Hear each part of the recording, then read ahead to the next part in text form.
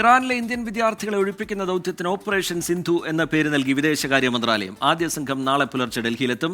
അർമേനിയയിലെത്തിച്ച 110 വിദ്യാർത്ഥികളെയാണ് നാളെ ഡൽഹിയിലേക്ക് എത്തിക്കാൻ പോകുന്നത്. അജീഷ് ജയകുമാർ വിവരങ്ങളുമായി ചേരുന്നുണ്ട് ഡൽഹിയിൽ നിന്ന്. അജീഷ്, ഈ സാഹചര്യത്തെ സസൂക്ഷ്മം വിദേശകാര്യ മന്ത്രാലയം നിരീക്ഷിക്കുന്നുണ്ട്. ഇന്ത്യക്കാരുടെ സുരക്ഷയുമായി ബന്ധപ്പെട്ടുള്ള കാര്യങ്ങളിൽ തുടർ നടപടികൾ സ്വീകരിക്കുന്നുണ്ട്. ആദ്യ സംഘം നാളെ എത്താൻ പോകുന്നു. തുടർന്നുള്ള നടപടികൾ എങ്ങനെയാണ്? പുതിയ വിവരങ്ങൾ എങ്ങനെയാണ്? ഓപ്പറേഷൻ സിന്ധു എന്നീ ദൗത്യത്തിന് പേര് നൽകിയിരിക്കുന്നു. വിവരങ്ങൾ അജീഷ് ജയകുമാർ.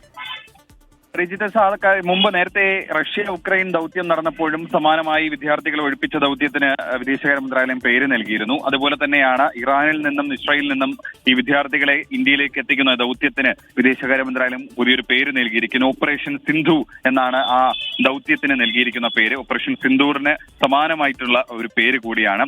ഈ ദൗത്യം ആദ്യഘട്ട ദൗത്യം തുടങ്ങിക്കഴിഞ്ഞു. ഇതിന്റെ ഭാഗമായി അർമേനിയയിൽ നിന്ന് 110 വിദ്യാർത്ഥികളുമായി ആദ്യഘട്ടം പുറപ്പെട്ടു കഴിഞ്ഞു. ഇതിൽ 90ഓളം വിദ്യാർത്ഥികൾ കശ്മീർ സ്വദേശികളാണ്. മറ്റുള്ളവർ മറ്റ് സംസ്ഥാനങ്ങളിൽ നിന്നുള്ളവരാണ്.